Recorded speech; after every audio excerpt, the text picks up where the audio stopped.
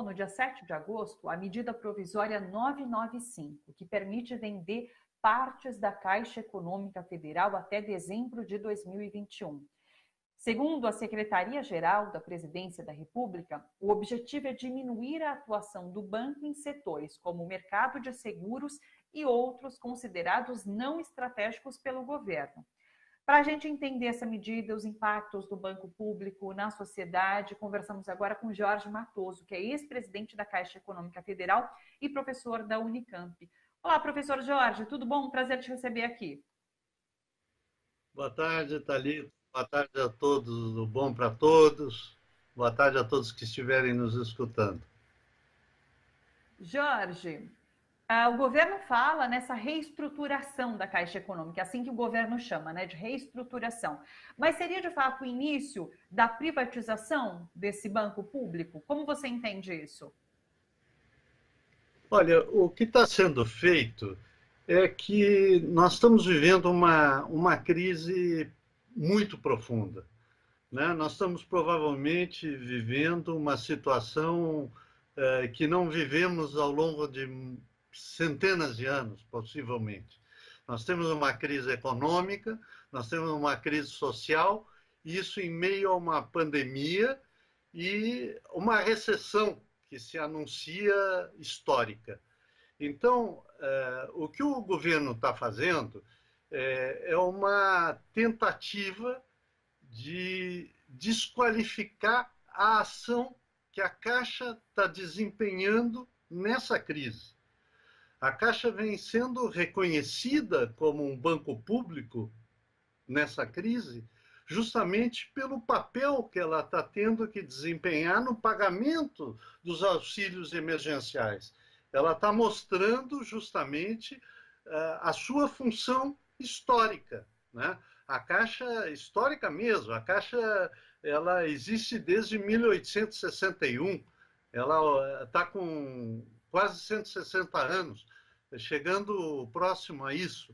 Então, e ela vem ao longo dessa história tendo momentos de mais intensidade na sua atividade pública e menos intensidade nessa atividade pública.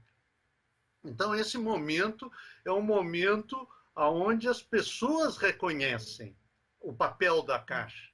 As pesquisas anteriores à pandemia davam cerca de 70% de apoio à Caixa como banco público. 67% dos brasileiros apoiam a Caixa como banco público. E hoje eles estão tentando privatizar a Caixa, dividi-la em partes para poder privatizar essas partes enquanto ela desempenha esse papel social. Mas é óbvio que esse papel social da Caixa não poderá ter continuidade se você tirar dela aquilo que ela precisa para garantir as políticas sociais. Ela desempenhou isso muito bem ao longo de muitos anos, sobretudo após 2003, com a entrada do primeiro governo Lula. É aí que a Caixa se inverte de uma postura que no governo anterior, no último governo do Fernando Henrique, se anunciava como a sua eliminação, a sua privatização, que só não ocorreu a privatização naquele momento porque eles precisaram dos recursos dos fundos de pensão, sobretudo o fundo de pensão da Caixa, mas não exclusivamente, das outras empresas públicas também, para fazer a privatização da Vale, da Telebrás e das outras empresas que foram privatizadas. Então, naquele momento, não foi feita a privatização por causa disso. Depois, com o governo Lula, a Caixa retomou a sua história, desempenhando um papel muito importante no que diz respeito às políticas habitacionais, no que diz respeito às políticas sociais em geral. participou e pôde estar em praticamente todos os municípios brasileiros. E com isso a Caixa se desenvolveu e assumiu o papel que ela tem até hoje, apesar de eles estarem tentando, fazendo o possível para desqualificá-la e para privatizá-la. É isso que eles estão tentando com essa medida provisória, essa 995. Os partidos de oposição já entraram com uma ação hoje no STF, tentando mostrar a sua inconstitucionalidade e solicitando a imediata suspensão. Eles têm essa rede de ódio, esses fake news, e nós precisamos nos opor criando redes muito amplas, né? Que não falem só conosco, não falem só dos economistas com economistas, dos professores com professores, dos trabalhadores com trabalhador, que seja capaz de articular e que seja capaz de propor novidades e que seja, no caso específico esse da Caixa, capaz de trazer uma campanha contra a privatização. A Caixa é nossa, a Caixa é de todos os brasileiros. É isso que precisa ficar claro e explícito em todos os momentos possíveis, considerando as dificuldades, inclusive, das pessoas não saírem às ruas, etc. Nesse sentido, vocês, não só no Bom para Todos, na TVT, em geral, têm um papel muito importante e estão cumprindo esse papel. E aqui aproveito para parabenizá-los, né? Mas essa é uma luta que continua, está no começo. Nós ainda muito na defensiva, lamentavelmente, mas é isso. Nós precisamos dar uma resposta à altura, no sentido de mostrar que a Caixa é de todos os brasileiros. Professor Jorge, a gente consegue entender de alguma forma o que motiva o governo a querer privatizar a Caixa? Porque, como você apontou, a população reconhece a importância. É um banco de fomento de políticas públicas. Por quê? Por que privatizar esse banco nesse momento? Eles estão num processo de liquidação do Estado, né? Eles querem privatizar não só a Caixa, eles querem privatizar o BNDES, querem terminar de privatizar o Banco do Brasil, eles querem liquidar com o conjunto das empresas que desempenham um papel social e liquidar com o Estado. Para eles, o importante é o setor financeiro, eles não querem a economia, a atividade econômica, o emprego. Eles têm uma outra alternativa, a alternativa neoliberal. Hoje, no seu extremo, é isso que está se vendo no Brasil.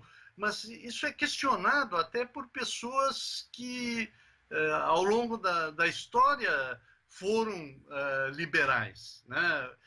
Neoliberais até, mas que questionam isso e mostram que não há possibilidade do país seguir em frente aumentando só o desemprego, né? Nós estamos aí com 11% de queda do PIB no segundo trimestre. Nós estamos com falta de trabalho para mais de 40 milhões de brasileiros. Se nós não nos dermos conta da importância da atividade econômica, da importância do crescimento e da importância do Estado para que isso ocorra, nós estamos levando o país ao descalabro. E, professor, quem é que lucra com essas privatizações? Porque a gente sabe que essas estatais, inclusive, são vendidas com um preço bastante baixo, né? Quem que acaba lucrando com isso? Eles vão vender o que se chama no que der, né? Pode ser preço de banana. Eles não estão preocupados nem em fazer bons negócios. Eles estão preocupados com liquidar com o Estado, liquidar com as empresas que vêm desempenhando um papel social, que vêm desempenhando um papel público. Eles acham que, com isso, a atividade econômica voltaria a crescer. O que é um despropósito. Isso aí é questionado, inclusive, por gente que liberal, né? Não, você não precisa, na verdade, ser um estatista ou alguém que quer o socialismo. Na verdade, o que se trata é de um momento no qual você precisa fazer a economia crescer, você precisa gerar emprego, você precisa sair dessa recessão extraordinária, histórica. Nós estamos num momento terrível e, para isso, é preciso que as empresas públicas desempenhem o seu papel social e que o Estado seja capaz de auxiliar no processo de geração de emprego. Eu andei fazendo uma pesquisa e a gente está indo na contramão realmente do resto do mundo, porque países como Alemanha, Canadá e China estão utilizando agora essas instituições públicas para poder reconstruir, inclusive, o país nesse pós-pandemia. Então, a gente está indo na contramão. É isso. É isso mesmo. Que triste. Vamos acompanhar como vai ser essa reação, então, da oposição, essa decisão do STF, que talvez seja importante em relação à ação que a oposição propõe nesse momento. Obrigada, professor Jorge. Obrigada por trazer as explicações aqui para a gente, viu? Eu que agradeço e novamente parabenizo aí o trabalho de vocês e essa extraordinária necessidade de nós sermos capazes de alavancar, né, de gerar e de dar resposta a essas redes de ódio e de fake news que estão por aí. Até isso, mais. A gente agradece. Muito obrigada, professor Jorge. Até uma próxima. Boa tarde.